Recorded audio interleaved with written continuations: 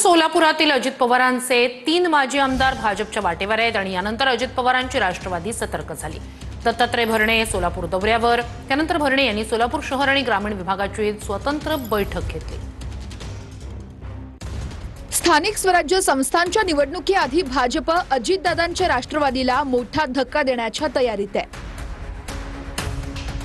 अजित पवारांच्या राष्ट्रवादीतले सोलापुरातले 3 माजी आमदार भाजपच्या वाटेवर आहेत। राजन पाटील, यशवंत माने आणि बबनदादा शिंदे हे भाजपमध्ये पक्षप्रवेश करणार असल्याच्या चर्चा आहेत। राजन पाटील, यशवंत माने आणि बबनदादा शिंदेंचे पुत्र रणजित सिंह शिंदे यांची फडणवीसांसोबत चर्चाही झाली आहे। यामुळे राष्ट्रवादीनं डॅमेज कंट्रोलला सुरुवात केली आहे। मंत्री दत्तात्रय भरणे सोलापुरात पोहोचले असून पक्षातली गळती रोखण्यासाठी त्यांनी बैठका घेतल्यात। आज इथं बैठक संपन्न निश्चित प्रकारे झालेली आहे। अजून तरी आजपर्यंत कुणी आमच्याकडनं आमचा पक्ष सोडलेला नाही। त्यांचाही दादांवरती आणि दादांचा त्यांच्यावरती विश्वास आहे।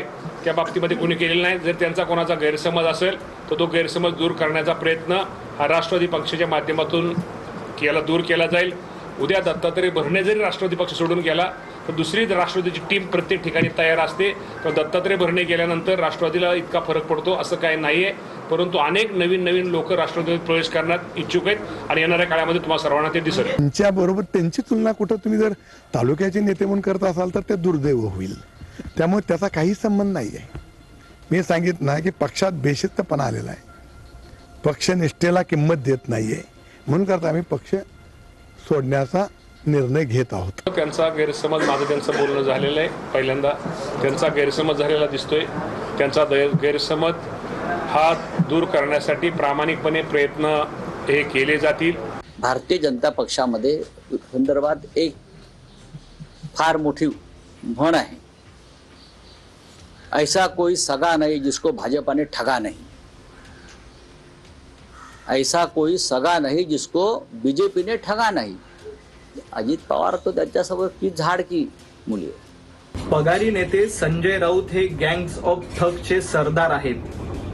ज्या पद्धतीनं भारतीय जनता पार्टीवर टीका करतायत, खरं तर भारतीय जनता पार्टी ही लुटत नाही तर जनतेची सेवा करते। संजय राऊत, तुमचा पक्ष खंडणीखोरांचा आहे आणि ठगांचा आहे, म्हणून तुम्ही गँग्स ऑफ ठगचे सरदार आहेत। भारतीय जनता पार्टी कायम मित्रपक्षांना सोबत घेऊन जातं, त्यांचा सन्मान करतं आणि मित्रपक्षांना सोबत घेऊन राजकारण करण्याचं काम भारतीय जनता पार्टीच्या माध्यमातून सातत्यानं केलं जातंय।